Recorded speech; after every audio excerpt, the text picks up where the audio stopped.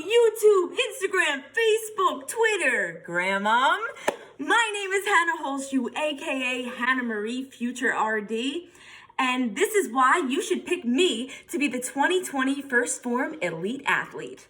I'm a graduate student of nutrition and dietetics at Rowan University and a soon-to-be registered dietitian and certified strength and conditioning specialist.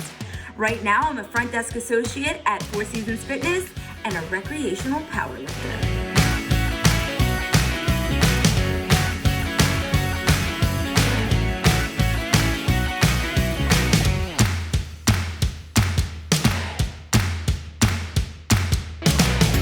My life's mission is to utilize experiences from my troubled past to help others. What you see now is a strong and confident girl, but few have actually heard my story. I've honestly been ashamed of my past and spent the majority of my young adult life hiding behind closed doors. But that's about to change. This first Phorm athlete search has presented me with the perfect opportunity to really open up and speak the truth. I want to be completely transparent, so today I am sharing with you my why. Growing up, I was the unfit, chubby kid. I was bullied in school and always picked last for the team in gym class. I started dieting at the age of 10, but my weight yo-yoed up and down my entire childhood. My freshman year of high school, a boy told me I looked exceptionally fat one day, and that was the day I decided I just wasn't going to eat anymore. I became obsessed with losing pound after pound, even when there was nothing left to lose. My lowest weight was 89 pounds at a height of 5'1". I was severely anorexic and I compulsively exercised in secret every night. It was not uncommon for me to wake up on the floor the following morning because I had collapsed from exhaustion during a set of push-ups or crunches. I wanted to be model thin, even if it meant that my hair was falling out and I was dropping to the ground with acute gallbladder attacks from extreme dietary restriction. When I was admitted to the hospital to remove my gallbladder, my parents were actually questioned about abuse in the form of withholding food because it looked as if I was being starved to death. After the surgery, I couldn't digest food normally, and I was placed on a medication to manage gastrointestinal symptoms. The medication worked for about a week until my abdomen began to swell so severely that kids in school started to question if I was pregnant. Just the act of walking was extremely painful. Finally, I was taken to Children's Hospital of Philadelphia, where extensive testing revealed that I was impacted with stool up to the top of my rib cage.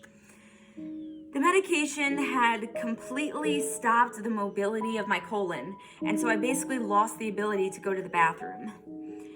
I was administered enemas twice a day, every day, and once a week I had to ingest a colonoscopy clean-out solution. The stomach pain was debilitating, and I had to be homeschooled.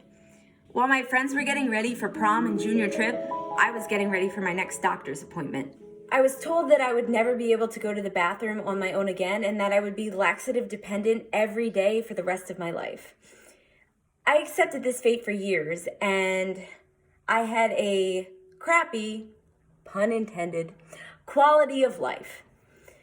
Despite the painful cramping every day, I was determined to go to college. When my eating disorder was at its worst, I saw a registered dietitian, and from that point on, I knew that I myself wanted to become a registered dietitian to help people overcome their mental barriers with food. So, I enrolled in the dietetics program at Rowan University with a minor in biological sciences.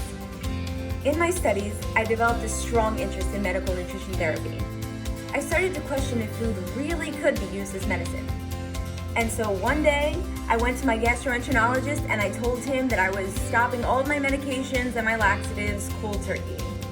He said, "That's a terrible idea and you definitely should not do that." And so, of course, I did it anyway. I treated my disorder holistically and monitored my physiological response to different experiments. After several months of self-prescribed nutrition therapy, my bowels regained full functioning. It was quite honestly a miracle. I am proud to say that I've been medication-free since June 2017. Though my stomach problems finally settled, something still wasn't right. I started to develop urinary problems, and after a series of painful procedures, was diagnosed with a condition known as interstitial cystitis. Try saying that 5 times fast. In all seriousness, it turns out that I had been walking around with a full bladder this entire time and just didn't know it. I was unable to completely empty my bladder due to urethral spasms, which was confirmed by a series of tests known as urodynamic testing, which in and of itself is excruciatingly painful. I went through extensive pelvic floor rehab and biofeedback with little to no success. I was even placed on a prostate medication, but no response. I had to insert Valium suppositories every night that literally tranquilized me.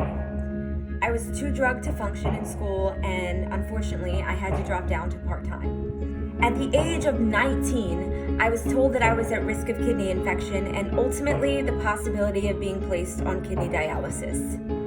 Needless to say, I developed severe depression and debilitating anxiety. I was basically passed around from urologist to urologist until I found a doctor who was willing to try a breakthrough treatment: the implantation of a pacemaker device in my lower back with an attached lead through my sacrum. This device, known as an interstim, delivers electric pulses that allow my bladder to empty by signaling my spastic urethra to relax. The day of my surgery, I remember the hospital staff getting excited and saying to each other, "Look, a young person!" Because people my age just don't get this sort of treatment. I was actually in the recovery room with all 80-year-olds. Thankfully, I responded to the implant. My urologist calls me the Bionic Woman. Though I am still considered disabled, I refuse to be defined by my disability. I got back to the gym and I resumed college full-time. I even added a major: exercise science. Through all of these physical and mental hurdles, I found my escape in the gym. Working out gave me a reason to get up every day. But if I'm being completely honest, old fears of food resurfaced for a while. And again, my weight reached unhealthy lows. I wanted to gain muscle, but I was held back by disordered eating. I studied nutrition for fitness, and I learned that I was never going to grow or get stronger unless I started fueling my body properly. I needed to take in more energy, calories, for optimal performance. So I embraced my fears and I started eating. I decided to study exercise physiology and biomechanics, and I basically took everything I learned in the classroom and applied it to the weight room. And I got strong, like really strong. I took up recreational powerlifting, and I made it my mission to become the strongest version of myself possible. Unlike my disordered past, I track progress by how much weight I can lift, not how many ribs I can count or the weight on the scale. Now I am strong because I was weak. Everything that I do is in spite of the girl that I once was. I am not disappearing anymore. I am unapologetically strong. And I'm giving a voice to those who are not yet able to speak out about their physical or mental disabilities. I give 110% into everything that I do. I believe in hard work and relentless pursuit towards my goals. A lot of people don't understand why I can't just chill out. I'm basically go, go, go. Monday through Friday school, managing 2 majors and 19 credits, working a part-time job, and training 15 hours a week. It's called discipline. I never miss a training session, even if it means that I'm locking up the gym at 11 p.m. and showing up to train at 5:30 a.m. Literally, there's a running joke that I live at the gym and I have a cot in the back. I'm a dreamer, yes, but I'm also a doer. Because the way I see it, the universe helps those who help themselves. My disabilities, my demons, they ignite a fire in my soul. I believe that everything happens for a reason, and that these trials and tribulations have afflicted me so that I can help others. I want to make a difference. I want to change the world. I understand from firsthand experience what it's like to be overweight, out of shape, bullied, scared. But I'm here to cultivate my experiences into my practice as a soon-to-be RD and CSCS. As a nutritionist, I've helped others dig deep and fight for a change. I'm using my education to make a difference. This is my fiancé. With my knowledge and support, he went from clinically obese to 4th degree black belt, a master of Tangsudo. Master Andrew, hello? When we met, he thought he would never be capable of returning to martial arts because of his weight. After years of losing and regaining the same 10 to 15 pounds, I stepped in, and together we worked. Now, down 70 pounds, this man runs races and is a martial arts instructor. He told me that by losing weight and returning to the dojo, he got back a part of himself that he never knew was missing. And to me, that's what this is about. It's not about the abs or the likes. It's about changing someone's life, making someone believe that they are capable of anything.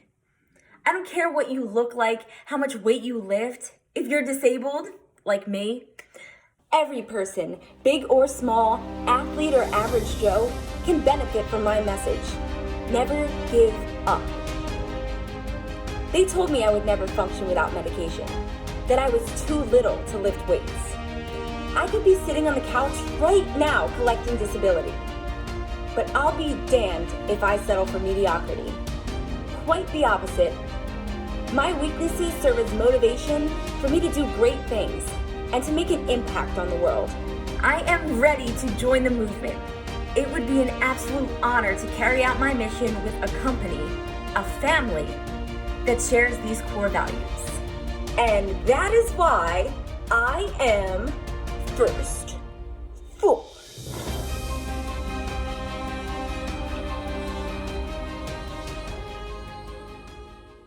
Legion of Boom!